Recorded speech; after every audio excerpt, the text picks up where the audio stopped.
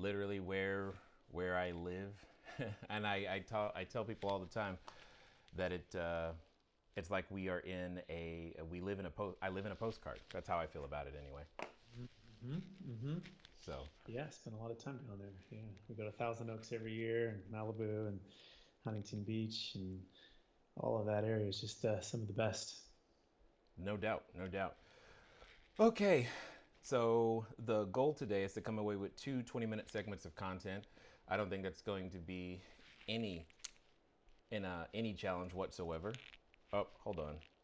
Are you hearing that sound?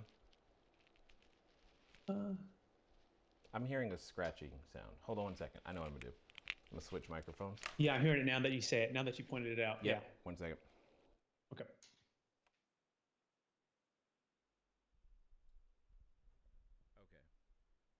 Okay. Okay. How about now? You still? Well, there we go. One, two. No, Hello. no, just talk again. I'm sorry. Yeah, it's a little not scratchy, but maybe a little echo. Keep going again. Oh, hold on one second. Now there's an echo because there should be no echo now. I hope. Yeah, you sound good now. I was Huh? actually talking into two microphones simultaneously, so Ah, there it that is. now there should be no echo and it should sound good. So, did you? I don't know how. I'm assuming if you're still going to be live streaming or not, that Mhm. you need. I don't know if you need to do anything or if you have already done I that. when you say three, two, one, I'm gonna just click on go live now, and it's just gonna go. It's this thing called Restream.io is the one I use. That's exactly what I'm using right now, and so that we're clear, because we're audio only, everybody can hear me and you, and they can see, but they can also see me. So yeah, we are already there. We actually use. Sweet. So yeah, hey, because I see some people coming in now. Sometimes, well, I guess with that being said, are you okay with accepting questions from the audience if they decide to? 100%. I love that. That's my favorite part. And by the way, I can't see you on the video. Is there any way you can show me on your Skype so that I can? Yep, 1 second. Let me Oh, go. okay. Okay. Cool. I Just can do making that. sure One second. that's there. So you're going live now. Should I just click on mine now? That might as well as we're getting prepared for this. There's nothing sensitive we're talking about, right? Or Yeah, can they no, hear us not or that no? I've got the standard pre-podcast stuff to go through, but yeah, we should be good. So I'm gonna click on mine, go live now too. Then, yeah. Or should I wait? You should see me now as well. Yeah. Yeah. How's it going? Nice to meet you Yep, over the pretty. webinar, right? It's a new way to meet. It's the 2019 way, right? Instead of flying or getting in traffic, I attended a multifamily conference. It's the national one that Dan puts on, and it's great because everyone can just go from their own computers, right? I mean, it's never going to replace the best of face to face, but Yeah, yeah, yeah. There's definitely a difference in person, but it is hyper convenient to be able to attend in a virtual format for sure. by the way, you may have the best voice for like radio or podcast. You and Chris Hogan with Dave Yeah, Ramsey's team. You guys, yeah. you guys got to compete. That's just a gift from God. There's nothing I can do about that. It's just God-given ability. Yes, Yeah. Yep. people have asked me all the time, and I was like, yeah, no, there's no EQ. That's Hmm. just how it comes out. Yep. Yep. Didn't try to change it or make it that way. So yeah, it's all good though. It's all good. Okay, cool. So the goal today is to come away with two 20-minute segments of content. I don't think that's going to be a problem in any way, shape, or form for either of us. And so that you have an idea, typically our podcast listener is anywhere from woke up this morning, you know what, I want a business because I finally got frustrated with my boss and I'm going to do something about it, all the way to somewhere in the neighborhood around $10 million of annual revenue. So it could be, lessons all the way up in the middle of that. Now, I have an understanding of what it is that I wanted to talk about. However, I wanted to make sure, or at least create the space for you to give me any information, or if there's something in particular you wanted to promote or talk about when it comes to the podcast, and if so, what that was. Yeah, I think it'll naturally flow in our conversation is the first thing. And it's all about you and your audience and adding value. And you know how to best add value because it's your audience. And Sure. so and I've listened to your great podcast and amazing interviews. So I think it'll naturally flow. I mean, I could tell you a couple tips that people might be really interested for you guys. And the first one would be, saving a failed 1031 exchange. And then, of course, if you're an entrepreneur and you're selling your business, you're going to want an exit plan and the ability to defer tax, which is the biggest expense that you'll have as a business owner when you sell, assuming you've performed your business plan and now it's time to harvest the sale. But the best part of it, I think, that we really want to emphasize, Jay Massey, is the ability to go back into commercial real estate at your own timing. And this is the single reason, best reason tactically why I started the business. Meaning we eliminate the need for the 1031 exchange, and you can literally sell high, diversify, sit on the sidelines, and then invest whenever you want. You can invest with one of Jay Massey's deals. You can invest No. I'm serious. You can invest with a business venture startup. You can. It's so much more flexible than the 1031 exchange. Okay. And so once you understand that and get that, it's just a tax law that goes back to the 1920s, and we just have found a creative way to use that tax law. Mm-hmm. It's so empowering. And then so if any of your listeners are business professionals, it would be how do you add value to your clients in this automation world? What are you doing to separate yourself from every other business professional out there? All right. And we believe this tool right there gives them all of that. And so that I'm clear, because you say the tool, but I'm assuming you mean the deferred sales trust. Yes. Okay, good. And I'm sure you're used to hearing that never heard of that before, right? Oh yeah, never heard it before. It seems too good to be true. Ask me all the tough questions, Perfect. Jay. There's no tough. Oh, don't worry. There's no bad question. I've never shied away from questions. We love that. We love it. It's the best part of it, actually. Okay, cool. Yeah, and so that we're clear, the majority of the questions that people send ahead of time, I often never pay attention to them. So that, sure. But okay. So what's going to happen in a moment? There's going to be about 3 seconds of silence. I'm gonna come back, do the intro, then you and I should be able to continue talking. While we're talking, it should sound like a normal conversation, very similar to what you and I have done so far. It should sound just like a conversation that would happen at a coffee shop. So the things that happen during a normal conversation, the interruptions, the laughter, all that stuff, we leave that in.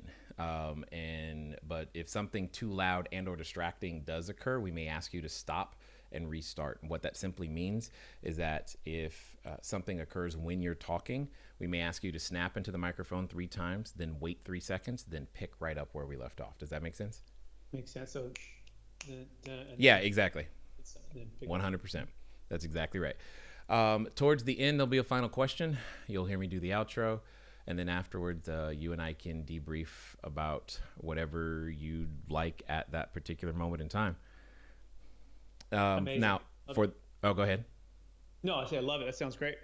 For the sake of formality, could you do me a favor and pronounce your name, please? Brett Swarts. One more time. Brett Swarts. Swarts. Okay. Do people have Schwarzenegger, trouble wanting Swarts. to put a CH kind of in there?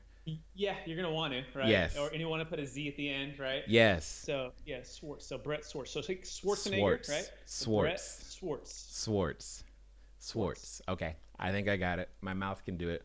Swarts. We will get at least one take with it right.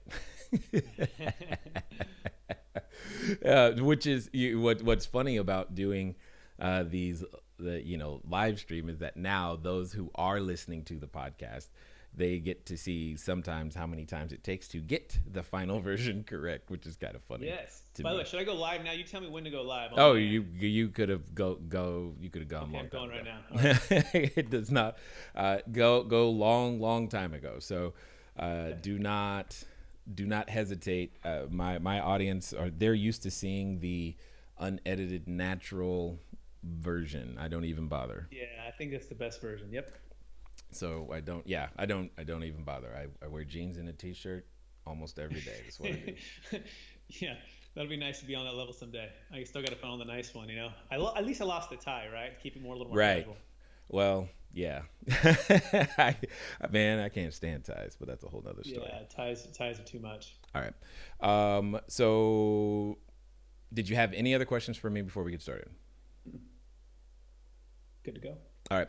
And did you need to say anything to your live audience right now or no? Hey, everybody. This is Brett Swarts, Capital Gains Tax Solutions. If you already know, we're doing a live stream with an amazing podcast host. His name's Jay Massey, and he helps entrepreneurs, real estate professionals, and everybody create more value for each other, but also grow their business and invest in real estate.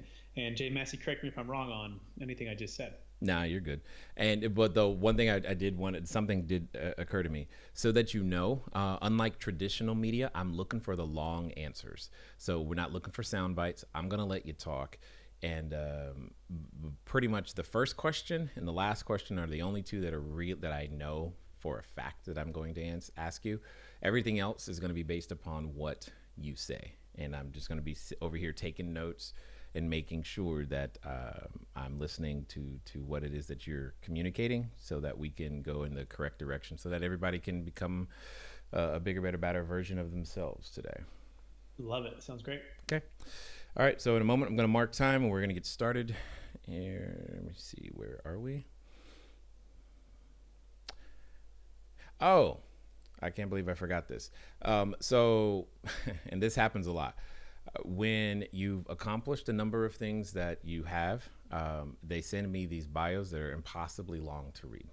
So what I would really love to know is, what is it that's important to you to make sure that we mention for the podcast?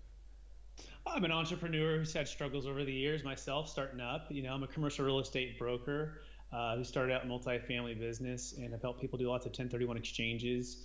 I learned about a tax deferral strategy 10 years ago, and now I'm sharing the story with everybody so they can get equipped and empowered with it. I'm married. I have 5 kids. My wife's a rock star, and we live here in Northern California. And I just really like working with people on a team, right? I played basketball in college on scholarship, and I just love hoops. I love team. I love business and the way we can all fit our own roles and our own strengths and help one another succeed and add more value to people. Got it. I'm just curious, were you a 2 or a 3? I'm a 1 and 2. I'm only 6 foot. I'm a 6 foot, I call it white guy who could shoot, right? Got so, it. A 1-2 combo. In high school it was a 2, and in college 1-2 combo, just depending on what the needs were for the team. I said, Coach, whatever you need me to do, I'll do it. For 1 or 2, 3, 4, and 5, it was too tall, too athletic. Right? It's like suddenly they just grew. Like, what happened? Yes. It was crazy. Totally understood. Did you play hoops too? I don't know. Yeah. Did. Well, yes, I did. I should know that, right? I should have done my research. No deal. I don't expect anybody to know anything about me at that moment. But 5 kids, wow. All right, I have 4, so the idea of having one more just feels what? No. Ain't no way. Yeah, crazy zone. I think after 3, you're kind of in crazy zone, So right, like keep going. That's it's like, why didn't somebody? We're tapped out for sure though at 5. We're just this is too much. Totally understood. Okay, all right. Let me see. 1, 2, 3. Make sure everything is good here. Recording looks good there. All right, perfect. We got what we need. Here we go.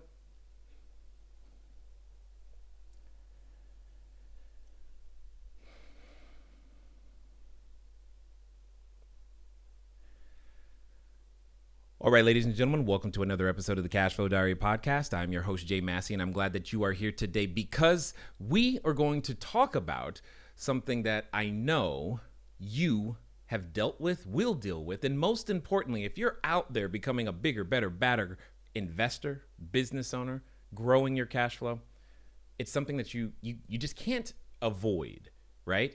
Because they say things that are mandatory, the things that you can't escape. One of them is death, right? The death rate has been 100% for quite some time, except for a few exceptions. And taxes, like, man, the IRS, your taxing authority, for those of you in other countries, the FCA or whomever it is that is your taxing authority, you can't really avoid them. You have to deal with them. More importantly, here's what I'm going to say. as you go out there, if we become better at planning for them, then there are things, there are tools, there are strategies that are available that you just don't know what you don't know. You've heard it said before that what you don't know won't hurt you. Well, today's guest would absolutely, unequivocally say the exact opposite, meaning what you don't know can, has, and always will hurt you. Most importantly, cause you sometimes to make decisions faster than you need to, pay more taxes than you have to, and ultimately rob you of opportunity. I'm, of course, talking today with Brett Swarts. He's the founder of Capital Gains Tax Solutions. And what's interesting is that his business equips business professionals like you and I to be able to navigate what happens when you create a business and suddenly now the valuation is through the roof and you've got to figure out what to do. How do you keep the wealth that you've created? Well, we're going to talk about that and many more. Now, here's what we're going to do. I know some of you, you're watching, maybe you were watching TV and trying to listen to this passively. You're washing the dishes, walking the dog, changing a diaper, whatever it is.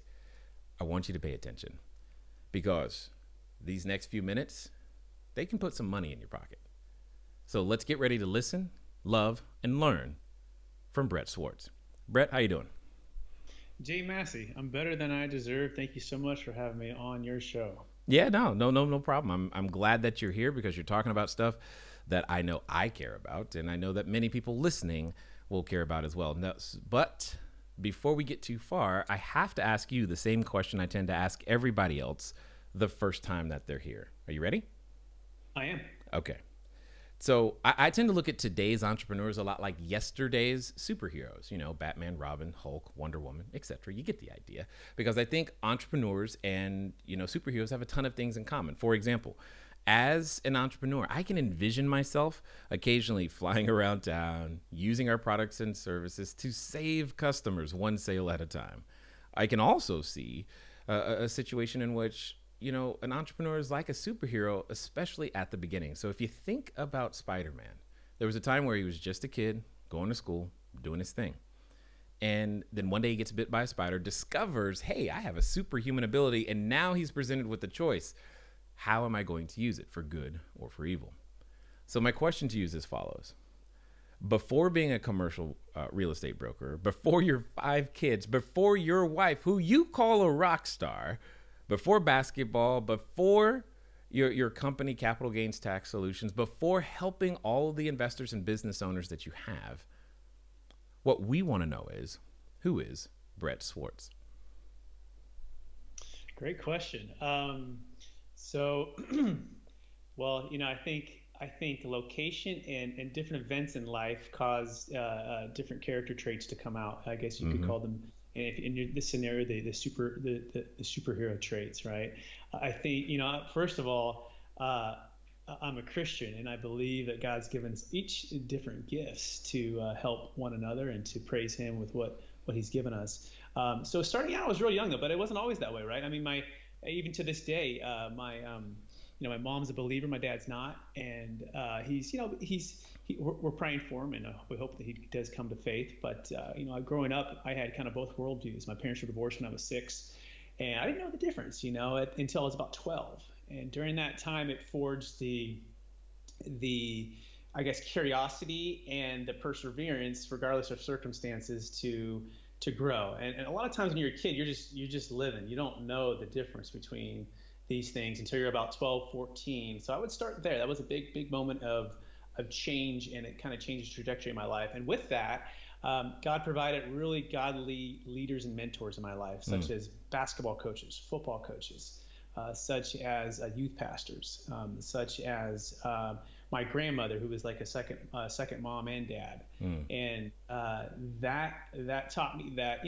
even if we're dealt a tough hand, and even if we're dealt some challenges, they can be used to forge character and grow. And so as a part of that too, I was one of nine, I guess you call it cousins, brothers, in a row. There's about 9 of us in a row. We're all real close. Wow. And I was the second youngest of those 9. And I was always the guy who just liked to learn from people's mistakes. I didn't want to do them myself per se, right? And so I just would observe. And I guess which led me, I guess, to the first superhero would be I'm more the tortoise and the hare, Jay Massey. Meaning I may not get it right away, but if I get it, I tend to get it and just run with it and make it better because I just keep driving and persisting to it with curiosity and wanting to learn and being coachable.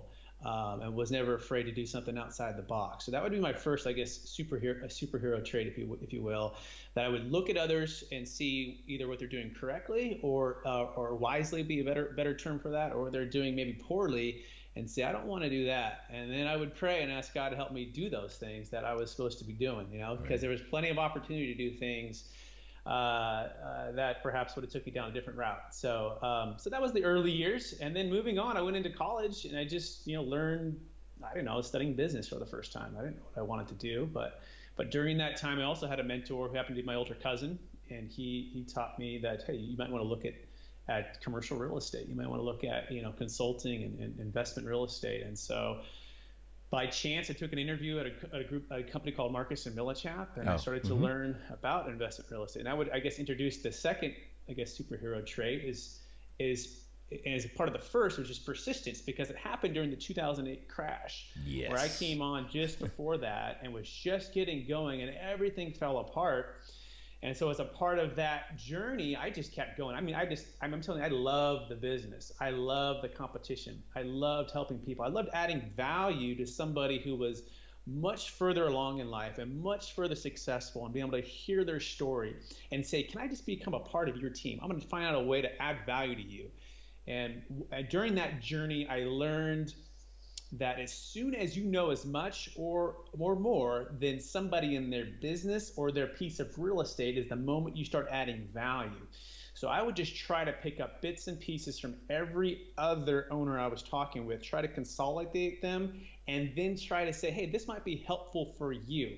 And along those lines, I didn't make much money, by the way, starting out. It was bad. I mean, 25,000, 40,000, zero for a couple of years. And everyone said, you're crazy. Go get a real job. You got a wife at home, a baby on the way. And I go, that's okay. I'm going to move in with my brother. I'm going to make this happen. I feel God's given me this gift and this calling to bless people through investment real estate. And I said, I'm going to keep going. So I got side jobs and side hustles. I worked basketball tournaments on the weekends. I actually worked at a restaurant during the night. So I guess this is a good analogy, Jay Massey. By day, I was in my tie, right? Remember we talked about the tie earlier? And I'm making these calls to people who are trying to sell multi-million-dollar buildings, okay? Right. But by night, or not even by night, I mean, I'm just driving over from the office, Marcus and Millichap. I'm taking off my tie, and I'm going into the restaurant, and I'm putting on my new outfit, right? And I'm serving. And there was one time in particular, Jay, where I saw the same potential target client in the other part of the restaurant, and I'm going, oh my. Just whatever I got to do, don't go along that route, right? Because I could be calling him the next day.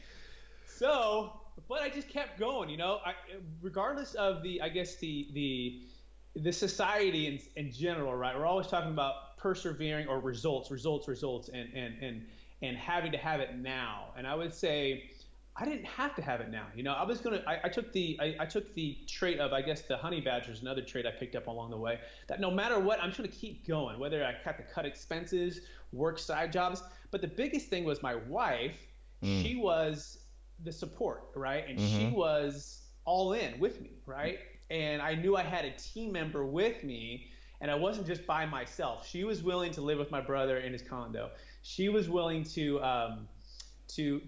look into the future beyond just what the current circumstances were. So I'll pause there because I know I just said a lot, and I'm still processing what I just said too, because it was such a good question. Yeah. Well, that's why I've learned to take notes, because when you ask the right question and you unlock something, you just never know what's going to happen. But there's so much I think for everyone to take away and to understand is that a lot of who you identify as, whom you are today, has to do with, well, where you started, how you grew up, and some of the things that you, not just the events that happened, but how you chose to respond to them. Because there were times, and the thing that I'm thinking about the most right at this moment is the idea of being dealt a challenge, because I know there's a number of people who have wanted to start a business in some way, shape, or form, or have started a business and they've experienced a challenge. Now, similarly, I too got started in the real estate world around 2008. In fact, it was June 18th, 2008 is when I closed my very first real estate transaction as a principal and investor. So that was the very first one. And it kind of continued from there. So I understand the hustle and I understand the desire, but here's something that I think that would be of value. When it comes to being who you are today, who you have become for other people, do you think that's possible without having experienced the challenges that you just mentioned? As I get older and I get mature and I look back, I don't think so, right? I think we were forged in the fire. And what is the fire? I mean, for me, it was 110-degree hell week football, right? It was waking up at 6 a.m. and going and shooting hoops early during football season to be able to play basketball and be able to transition quicker and be a top scorer on the team. It was, walking on to Point Loma Nazarene University in San Diego as a walk-on, even though I wanted to play college hoops, and just getting better every single day, and eventually achieving a scholarship to William Jessup University.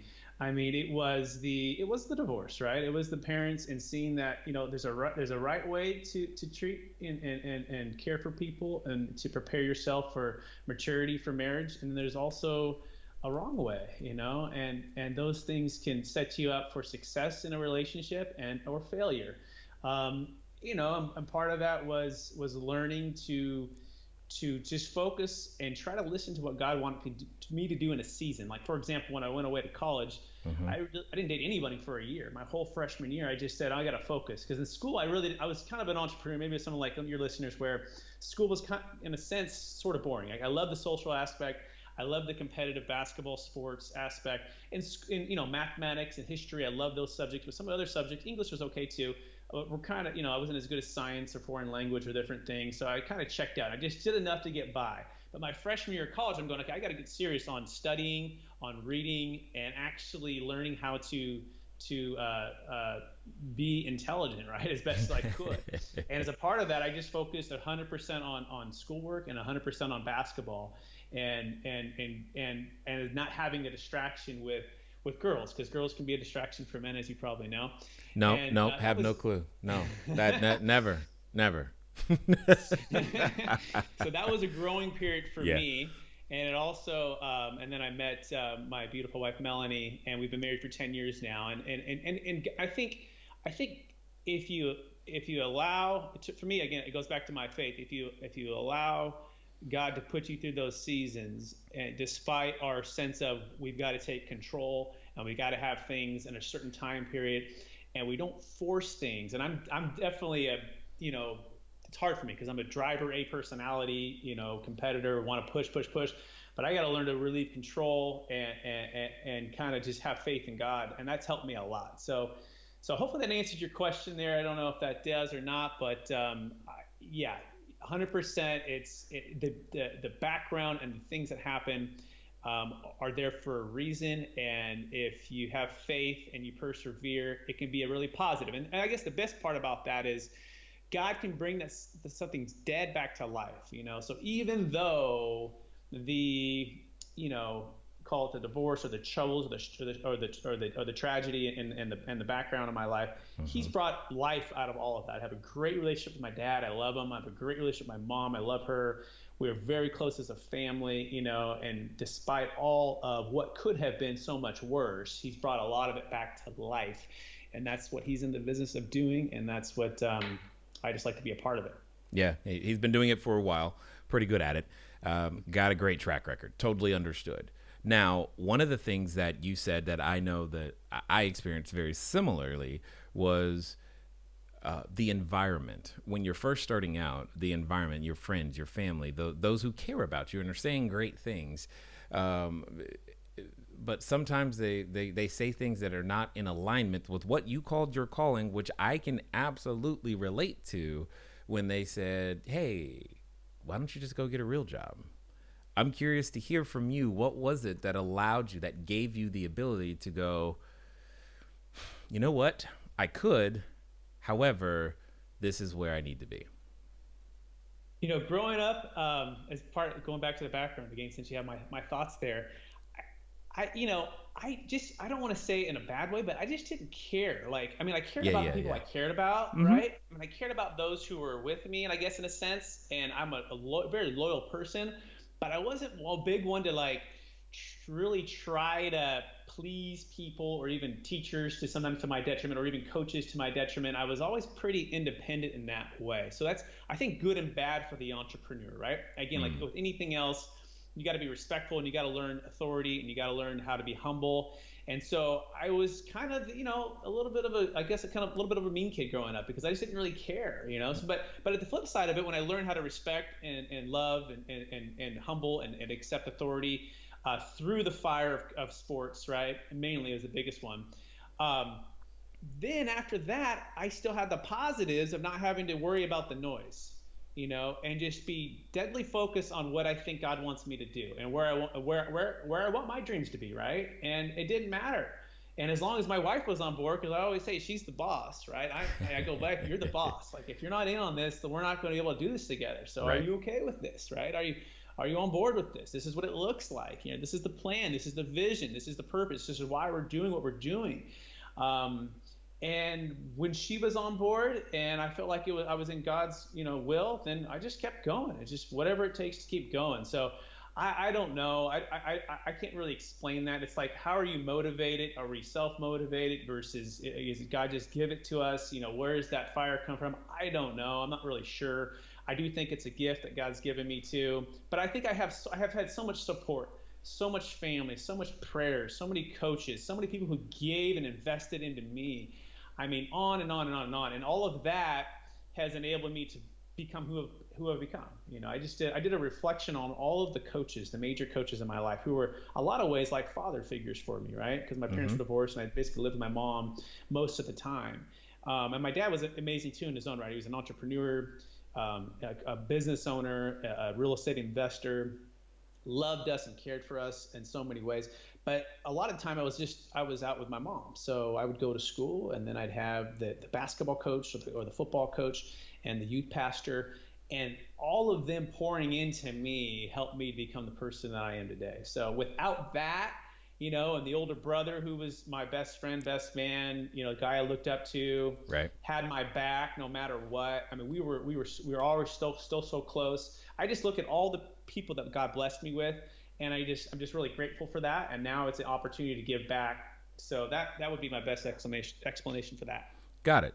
So on this journey, and like every other entrepreneur slash superhero that I have ever met, there's always this point where we're bumbling along, so to speak, and trying to figure things out. But then we suddenly realize, oh my gosh, I have a superpower.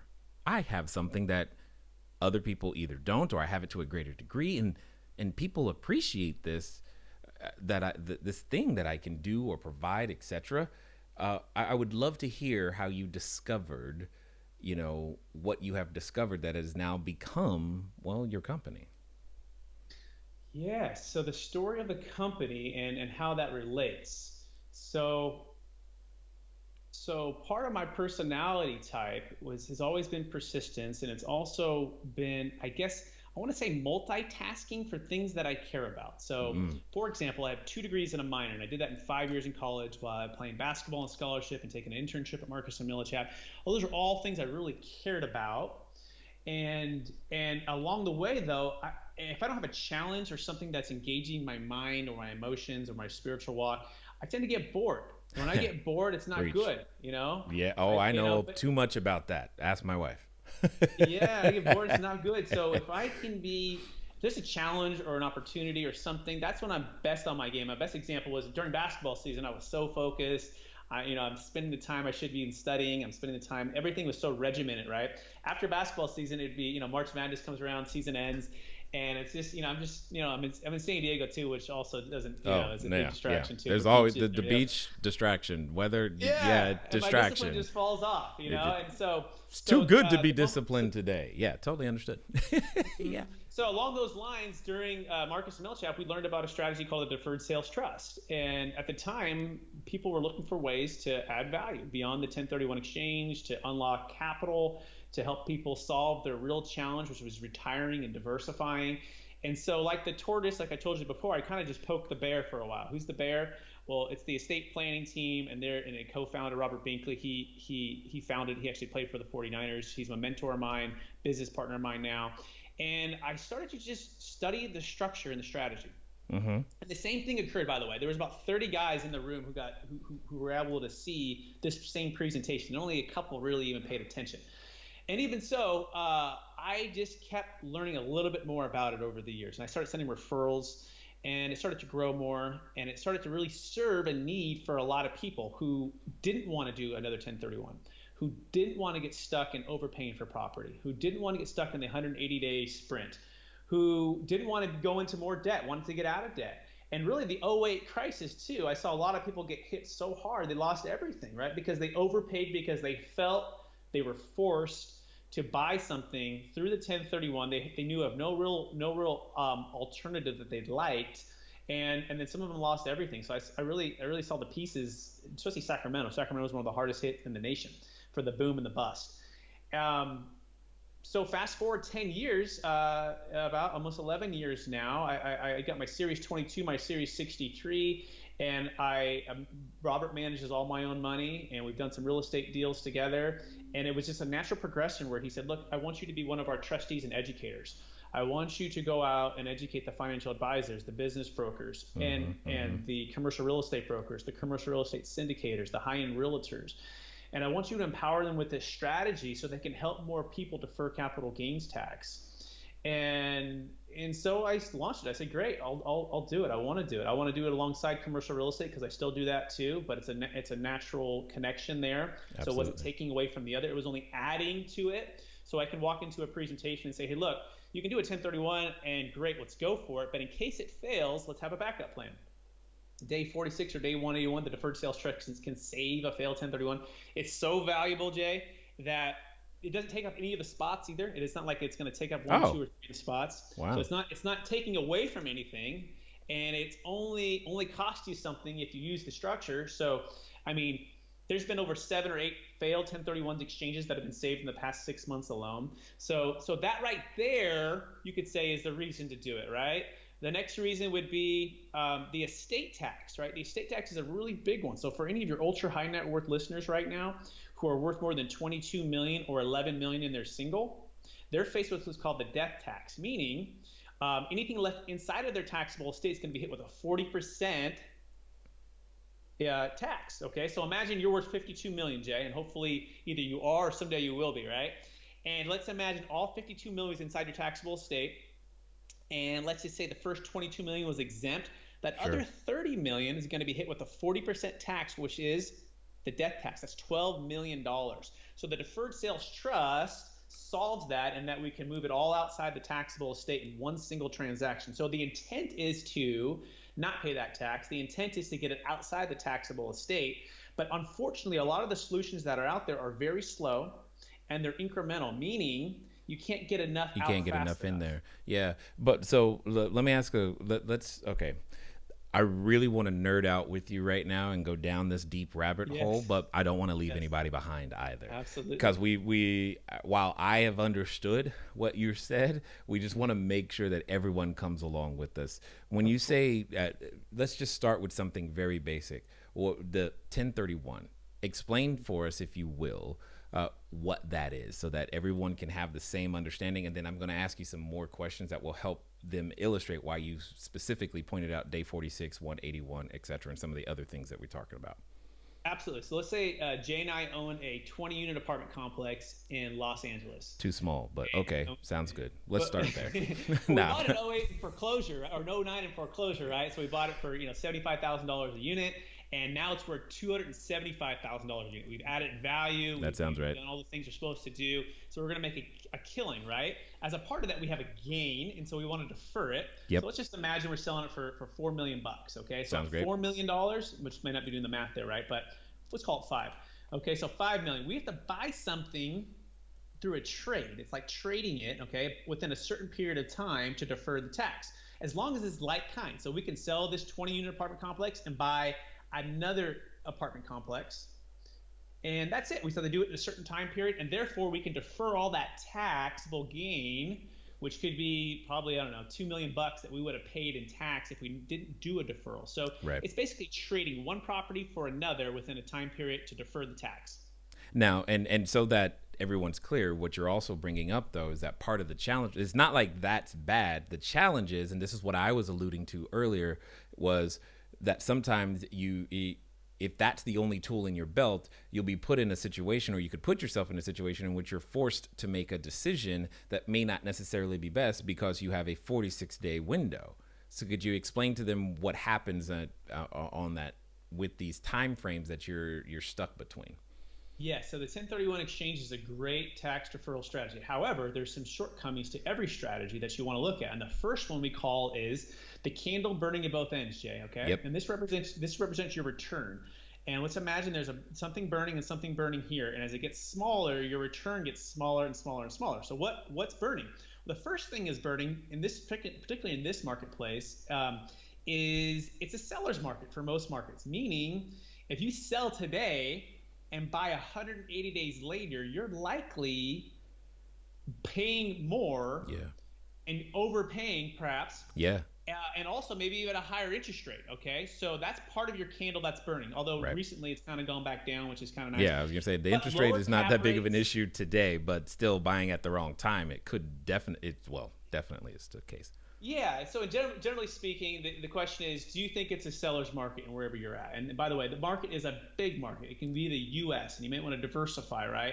But the point is, if you're just buying and selling in the same marketplace in the same time period, that's what happened in the 08 hit. People overpaid for 04, 05, 06, 07 by doing multiple 1031 exchanges. The music stopped. So that's the first thing. Are you overpaying for a property 180 days later from the property you just sold? Are you buying and selling in the same marketplace? Our parents taught us to sell high and buy low. The 1031 exchange too often means we're selling high and buying higher 180 days later, which means that candle is burning, burning, burning. Your return's getting smaller and smaller and smaller. The second thing is debt. Debt is not your friend in a highly appreciated, overpriced marketplace. Right. 1031, unfortunately, requires you to buy something of equal or greater value. Meaning, if you have debt on that property, you're likely having to replace that debt or even go into more debt. So if Jay and I sold that $5 million deal and we had $3 million in debt on that deal, okay, we're gonna unless we come with all cash and buy something at $5 million, we're gonna have to take on that debt on the next deal or more. So that's often what happens. You're replacing the debt and replacing the purchase price. So that's not good, right? In a highly appreciated market, you don't want to take on more debt. You want to get out of debt. So the intent is to take on smart debt when it makes sense, right? When the market's a buyer's market. Okay. So what is dumb debt? Dumb debt is overpaying and taking on too much debt. The deferred sales trust solves that in that we just take the proceeds, Jay. So we can sell that $5 million deal. Okay. $3 million debt is paid off, and the $2 million goes into the trust, all tax deferred. The powder is dry. And it's the ability to go back in whenever we want with no timing restriction. Yeah, I was going to that you actually hit the point that I was going to say. So you're saying, let me take it to the extreme. Do I have to go back in ever, or can I just completely stay out if I want to? Or That's the beauty of the deferred sales trust. It's not a 1031 exchange. It's an installment sale by a tax code. Okay. And which means it has separate rules. Okay. So section IRC 453 is the tax code versus section 1031 exchange. So they're both tax deferral strategies, but they're separate laws, meaning we don't have to do the 45-180. We don't have to put it in like-kind real estate. In fact, we can put it in stocks, bonds, mutual funds if you're choosing. We can put it in, you can do hard money lending with the money. You can put it into a business startup. You can put it into commercial real estate. And this is the single biggest reason I started this company. Because I want people to be able to get out of debt when they want it to. I want people to be able to get their powder dry if they want to. And I want people to be able to retire from the toilets, the trash, the liability, The employees, right? This is a stat for you and your audience. According to the American Bankers Association, about $17 trillion will pass from one generation to the next in the next 20 years. Yeah. And this is the largest wealth transfer in the history of the planet that we know of. Okay, and it's by a generation called the baby boomers. And in fact, there's about 10,000 baby boomers turning 65 every single day in the U.S. And there's 77 million alone in the U.S. Okay, and what they're struggling with is, how do I sell my highly appreciated asset? By the way, a lot of them have made their wealth for 20, 30, 40, 50 years. They don't need any more wealth. They just need to be able to diversify and get out of debt. And they just went through the '08 crisis 10 years ago. And oh, by the way, or 11 years ago, they're 11 years older than they were then. And they don't want to go through that again. They actually want to get out. And so we say, get out, diversify, get liquid, but don't get out completely of real estate. Start diversifying your real estate portfolio. Maybe you put $1 million into a Jay Massey deal. Maybe you put $1 million into a Kevin Butt mobile home park deal. Maybe you put 500,000 into a Joe Fairless deal. Whatever. Diversify with multiple operators and multiple locations, right? Just like you would if you put it into stocks, bonds, and mutual funds, right? Yeah. So whatever you want to do. The point is, you have the ability to do that. So that's what they're challenged with. And the other thing too is just time, right? So we only have so much time on this earth. At a certain point, a lot of our business owners in particular want to retire now. Maybe they have young kids, they want to travel the world. And I'll give you an example of a deal. Okay. It's a veterinarian, and this is near Stockton, California. Sure. And his biggest reason for looking at the deferred sales trust was the ability to sell now and net the same amount of money that he would have if he had to wait another 5, 10, 15 years at $6 million. So let's walk through it. So the practice is worth about $4.5 million. He has a zero basis. By the way, he's living the American dream. He came over from India, started with nothing, got educated, started a business, and has made a massive amount of wealth through this business. But he's also 45, 2 kids, wife. He wants young kids, kind of wants to travel the world, wants a little more freedom. He wants to be able to capitalize on this highly appreciated marketplace right now to sell his business, rather than what happened to Stockton, by the way. Stockton was one of the hardest hit in the entire nation when everything crashed. So he can sell his business now at $4.5 million, defer all the tax. He would have paid about $1.5 million in tax. So instead of having 3, he has 4.5. Okay, and he goes, Brett, in order to get 4.5 without your strategy, I need about 6. Right. So you're giving me back time. In order to get to 6, which I may or may not be able to get there, but if I get there, it could take me 5, 10, or 15 years. But I can sell now and net the same amount, which solves my internal motivation, which is time and travel with my family. And then, oh, by the way, can I get back into the business when I want to come back? Yes. So you can use up to 80% of that $4.5 million to go back into and start your new business venture. So we call it the Go Fund Yourself, Jay Massey. So, there's GoFundMe and there's Capitalist, right? And that's all great, right? Yeah.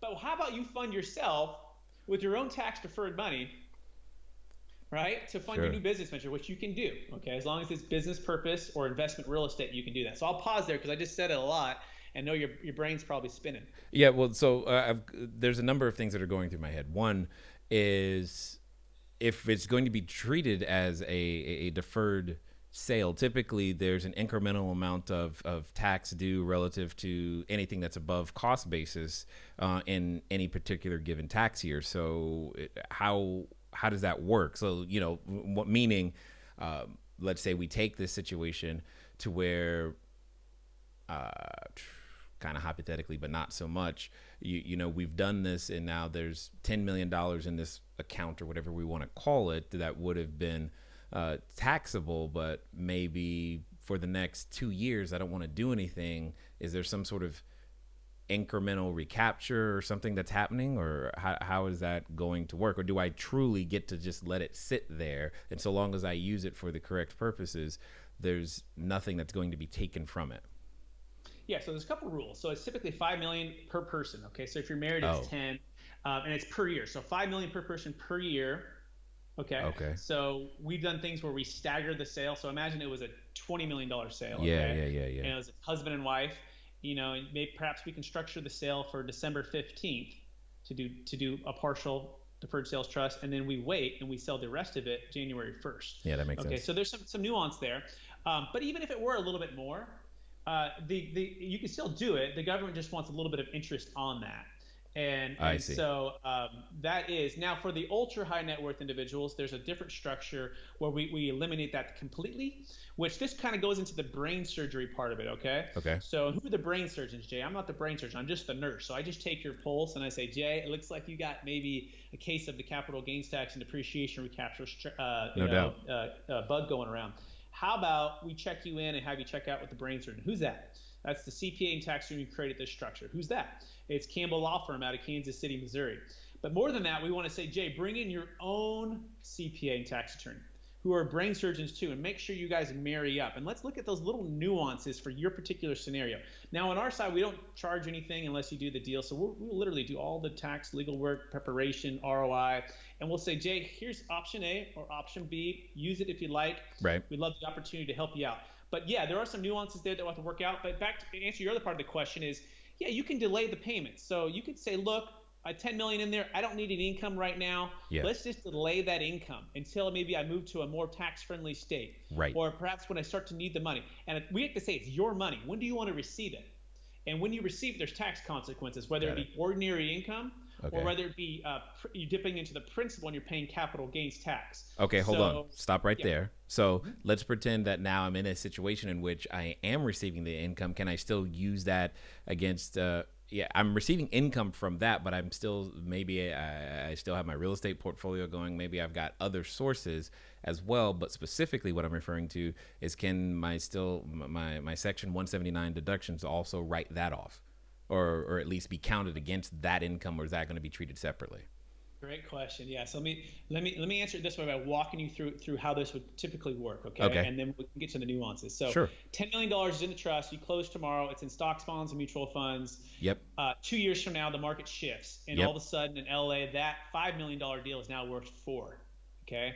And you're like, I want to buy that deal. It's on a discount. It used to be worth $5 million. It's worth $4 million. I'll take $3 million. Jay Massey, you form a brand new LLC, and you literally partner with your trust in a 90-10 partnership. Okay. Got it. And you go buy that deal. You're the managing member of that LLC, and that trust can put up all $4 million of the down payment as a 10% silent partner. Okay, so now you're owning that deal just like whoa, hold on, wait.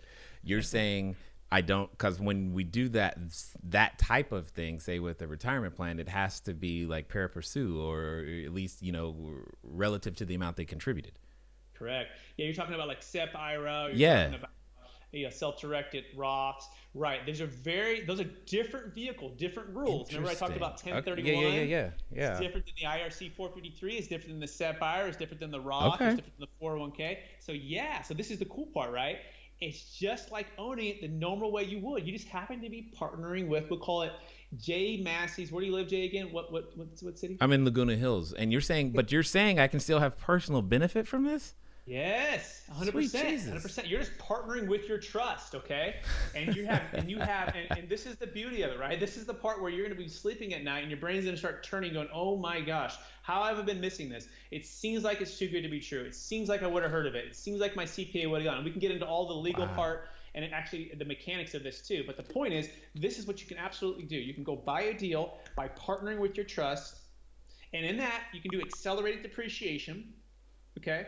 And in that can offset your income, especially if it's passive or active, depending on those little nuances for the CPA, to offset that income that's coming in from those sources. So as far as the Section 179, I'd have to defer to the brain surgeon on that one. Understood. And your particular scenario, right? Understood. That's some nuances there, but I think the answer would be positive for you. Yeah, no, yeah. And hearing what I'm hearing, the answer is probably yes. You're probably right, and I get that you're not the brain surgeon.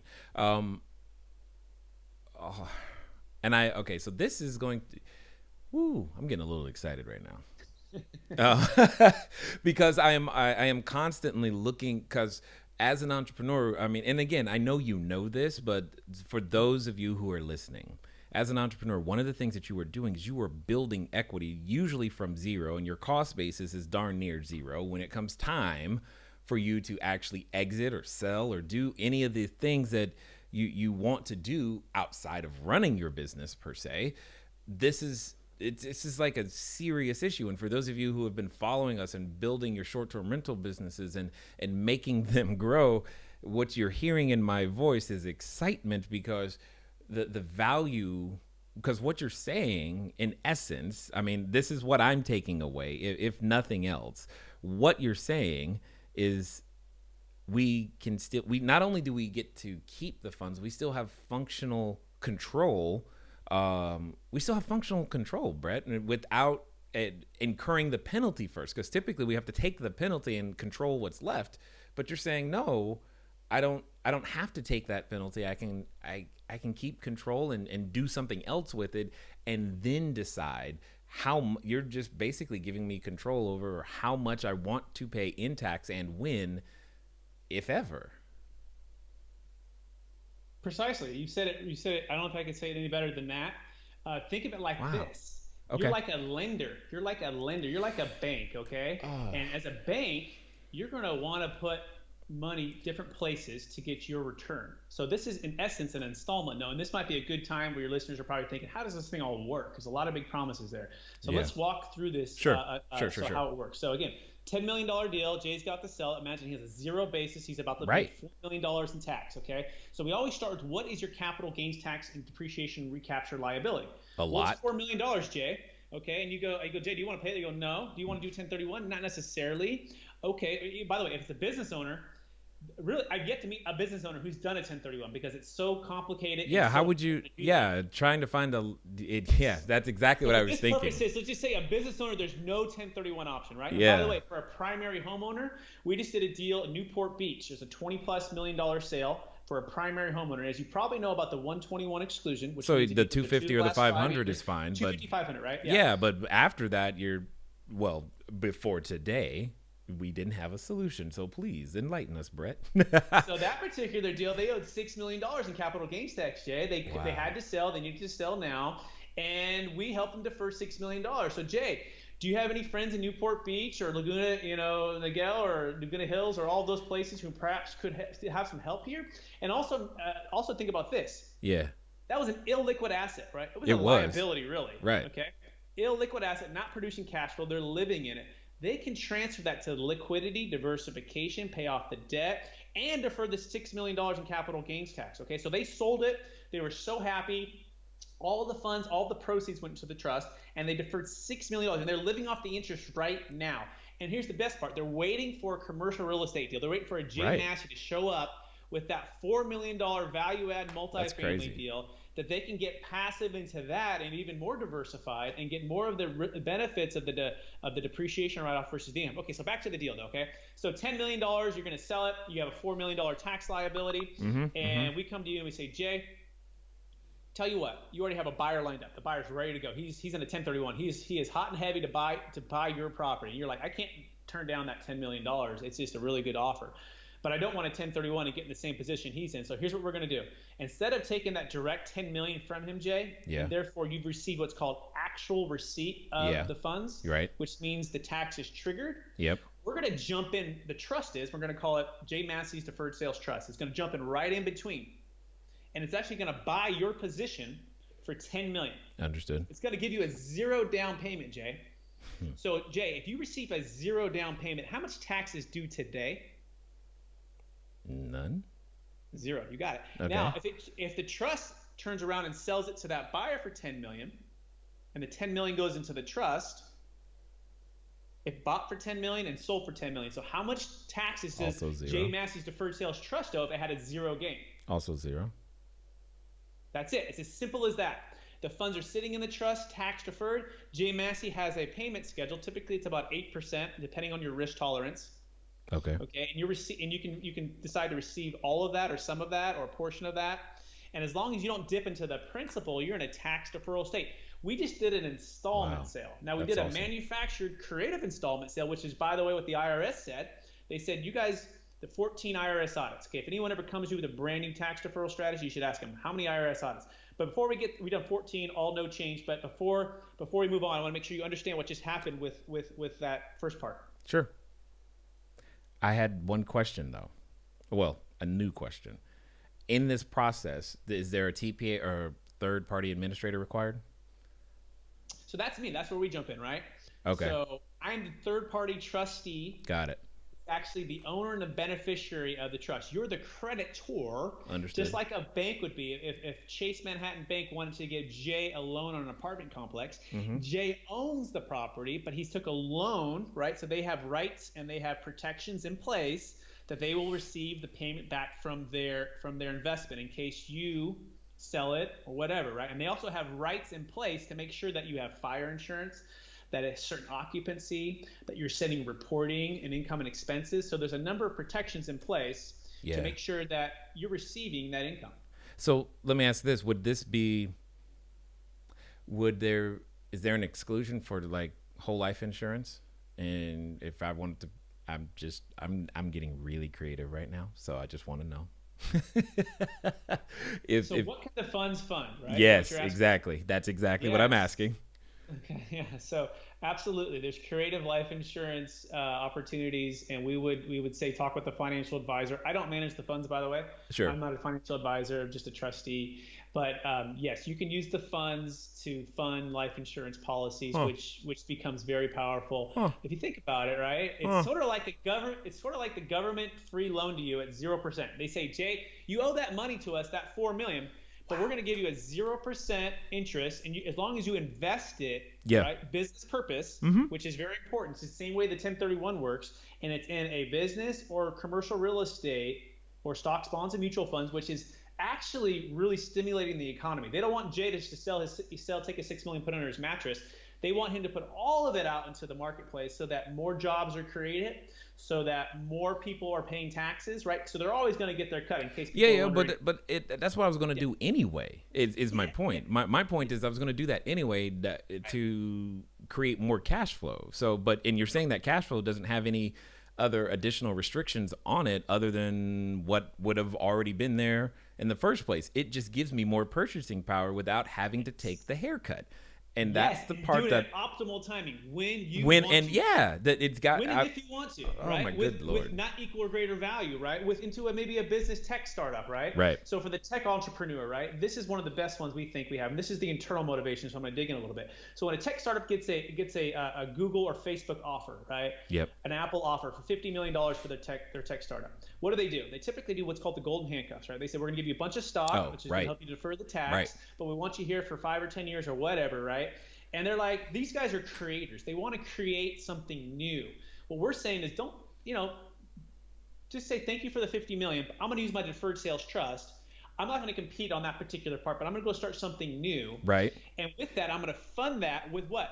My pre-tax dollars that I would have had to be held at Apple or whatever, right? So we're freeing entrepreneurs to do what they were created to do, which is create more services, business, apps, and whatever, and that's the right? part that's the part I'm continually like, wow, okay, this is pretty awesome. Because and I don't know if everyone's even catching how important that is at this particular moment in time, to being able to do that in this particular manner. But at the end of the day, what you're enabling and what this does is it's kind of, I mean, to say that it's powerful is like, I don't even have the right word, because there's so much value, economic value, that's lost to taxes when we try to sell something, that oftentimes, like because the other tool that I've used and that I think about all the time is being able to leverage, using the asset as collateral and taking a loan, especially if you have a stock portfolio or something that's not specifically, real estate related. But I like this better. I like what you're saying a lot better, because of the ability to have more control without having to necessarily, take a loan or deal with interest rates when you don't necessarily want to. Um, here's just a thought, I guess, if you will. When it comes down to it, is there a optimal range of deferred gain where this is, it's kind of two sides. Is there an optimal range where this is actually most beneficial? Like, is there a minimum amount before it's like, oh, if that's all the deferred taxes you have, just go ahead and pay it. It's better to do that because either of administrative costs, etc. And does the do I still get the step up in basis upon death? Yes. So, no, you don't get the stepped up basis upon death, but yes, you get a new depreciation schedule. A I see. 1031 exchange, you travel, right? Which means if you had a deal for 27 and a half years, you're fully depreciated. If you sell and do a 1031 exchange, you have that same depreciation schedule. But Got if it. you buy that same deal through a deferred sales trust, you get a brand new depreciation schedule. So you give up one over the other. The other part I point out about the new stepped up in basis is who's to say it's still going to be there, right? The recent tax That's law true. change. Good This point. is true, right? 22 trillion, Jay. Who's paying for that? Yeah, right. 22 trillion, right? And second, they talked about taking away the 1031 exchange. Okay, Yeah, they didn't do it. We're happy they didn't do it, but right. who's to say that they're not going to take it away? Good point. They talked about eliminating or limiting the stepped up basis. So if you're hanging on just for the stepped up basis, the other thing is you could ill time it, right? Even if your heirs get a stepped up basis, the marketplace could be down by Let's 10 be or 15, clear. 20%. I'm not aiming for the stepped up basis because Totally, yeah. But it's a great it's question, not the right? goal. So yeah, because and here's why. So the 1031 exchange is a continuity strategy. The deferred sales trust is an exit strategy. I So we're see. literally exiting the real estate. Okay. The other part is the fees. We'll touch on it in a minute, but I do want to emphasize this really important point. Okay. We understand it. We understand that it seems like it's too good to be true, right? It seems like you would have heard about this. It seems like, and maybe you're not, Jay, because you maybe some of your listeners, right? But we want to tell you, just consider the evidence, okay? So consider a couple things. One, 23-year track record, thousands of closes. The biggest deal was 125 million, not too far from you in San Diego, of which it survived one of the 14 IRS audits. There's also been scrutiny from FINRA. We have national law firms. We have thousands of professionals across the U.S. CPAs, tax attorneys, national law firms, commercial real estate. We've done deals with Marcus and Millichap, with Colliers, with Keller Williams. So there's been a lot of eyes and ears that have looked at this. Beyond that, the tax attorney provides audit defense for the life of the trust. Okay, and the next question is, how do I know my funds are protected? How do you know Brett's not going to take them and just go to Mexico with my 10 million, right? Well, if you As a take them, trustee- please go further or someplace even better. Yeah, I want to find you in Mexico. Yeah, so Go somewhere yes, where I would want to find you, right? Like yeah, I don't know, Fiji. Yes, let's go there. yes. So the funds only ever move, Jay, with your signature, right? Just like if you Understood. walked in with your financial advisor and you said, here's 6 million instead of 10, they don't move without your signature. So we have all the protections in place. You have 24/7 access to view the funds. The funds are held at some of the largest banks in the world: TD Ameritrade, Charles Schwab, Bank of New York Mellon. And then the last part is consider the evidence, the thousands of closes, but more than that, bring in your trusted advisors to make sure you get it. Okay, so we covered all that because I know a lot of people, until they get over that, it's hard for them to go to the next step, which what are the fees? So what are the fees? Okay, so the first time fee is to the one-time fee, one time only, is to the tax attorneys. It's 1.5% on the first million and 1.25% on anything above. Okay. So let's just say it was a $5 million deal. And that's First yeah, million but you do said that's one 0.5%. time. Not there. There is no additional load after that for that particular provider. Yeah, for that particular Okay. J Mass, if you had 10 deals on your first million, you're paying 1.5. Anything above that, all going to be 1.25.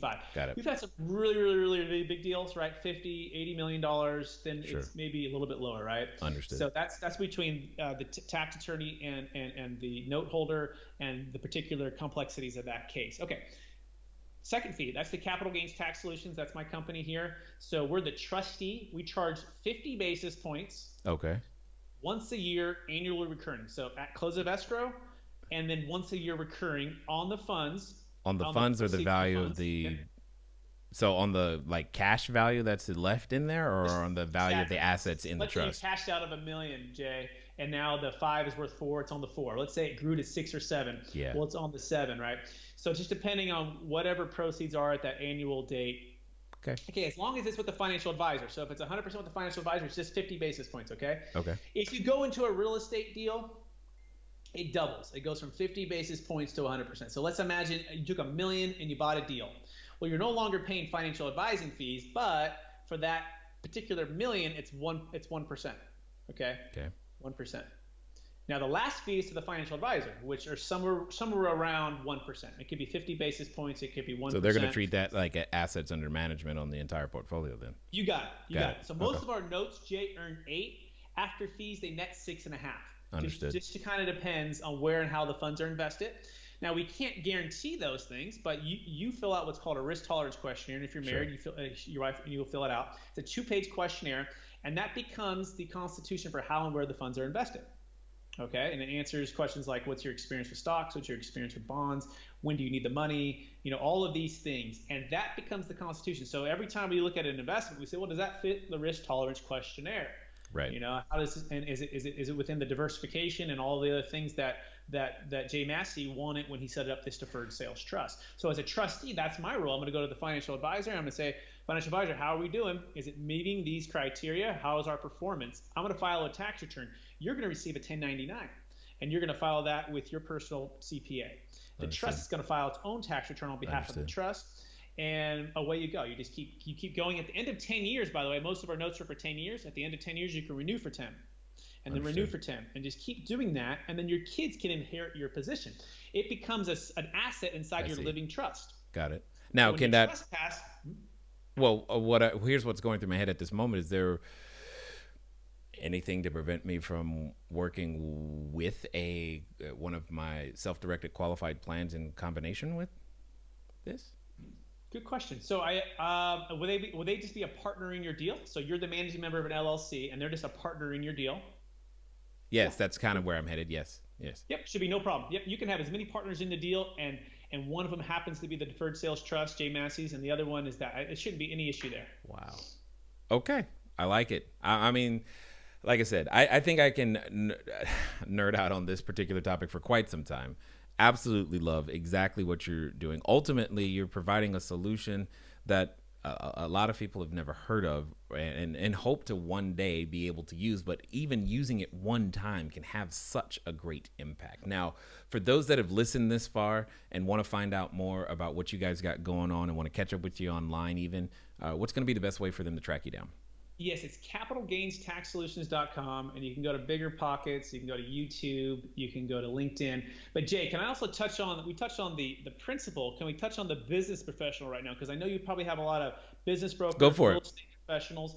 Here's the big thing for you guys right now, right? And this is actually the heart of what we do. We want to empower the business professional, add massive amounts of value so they can earn more business, okay, and help a lot of people out. So our educational platform is just that. We educate at no cost.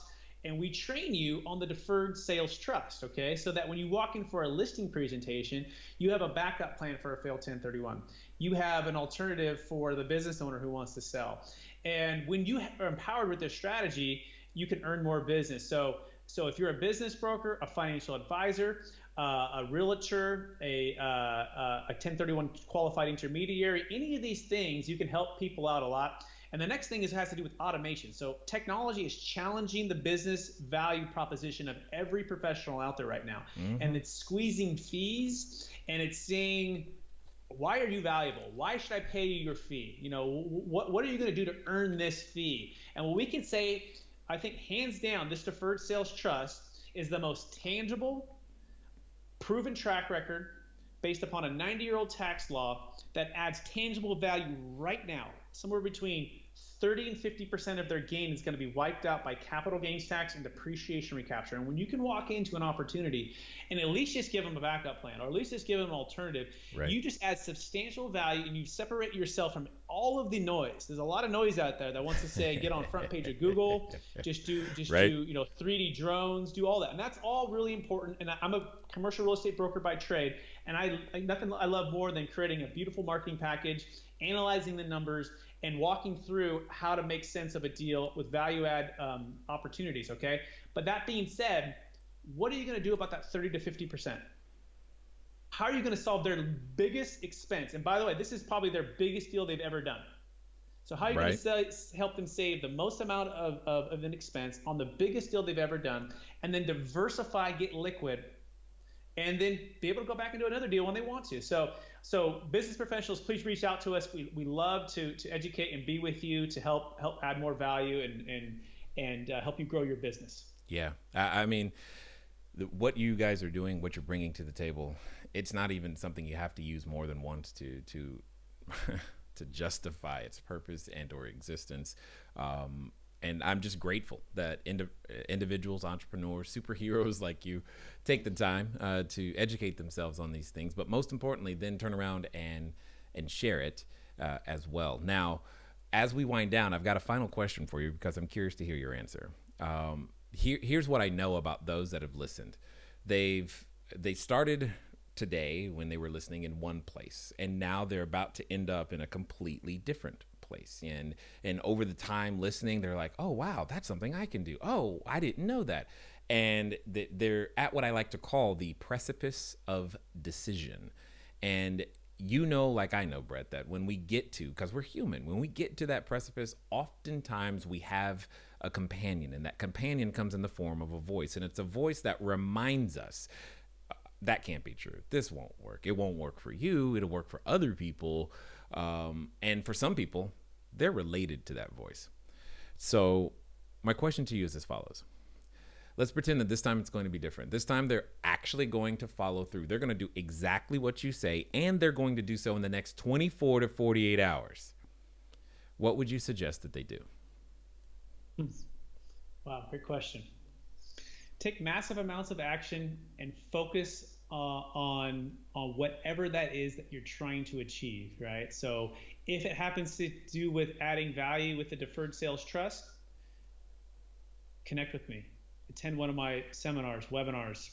Sign up with us. It doesn't cost you anything, right?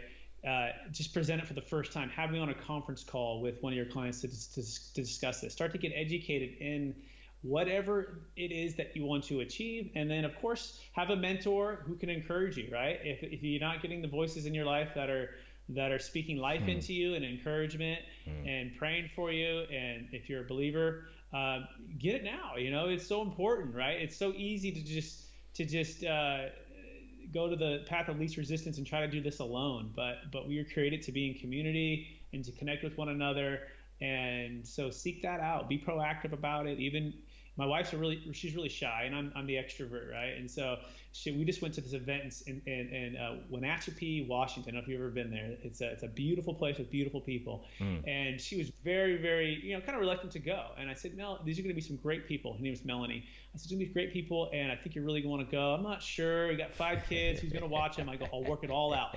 My mom's going to watch 2. Let's get your mom to watch 2. We got 5 kids. It's not divide and like, conquer, baby. Hey, watch the kid. Kids. It's 5 of them. So we got. Anyway, so we made it work out, and we just had a wonderful time. Met amazing people, and she opened up, and she was so glad she went. So even if you're the introvert, get out there and connect with people, and that's it. That would be it. Just awesome. Go do it, right? I mean, at the end of the day, you kind of know what you got to do. Just go do it. I love it 100%. I like exactly what you guys are doing, what you represent, and you know what? Just let me be one of the first just to say thanks for taking the time to share your knowledge, your insight, and your wisdom here with us today at the CashFlow Diary, sir. My pleasure. Thank you, Jay, for having me. It's been just amazing. All right, ladies and gentlemen, you know what time it is. It's time for you to move at the speed of instruction. What does that mean? Well, today, that means get over to capitalgainstaxsolutions.com. Why? Because that equity, that money, that what you are building is absolutely valuable. You know that. That's why you started in the first place. Now you have another tool in your belt. Now, and I understand you may need to listen to this episode a couple of times, maybe even share it with your tax professional. Doesn't matter. Do it because it's worth it to you, your family, your future, your legacy. Ladies and gentlemen, it has been fun talking to you guys today. I look forward to talking to you soon. Until next time. Whew. All right, Brett, good job. Thanks, Jay. Okay. Let's just say I get approached a lot about deferred this and you can do that. And I'm like, wait a minute.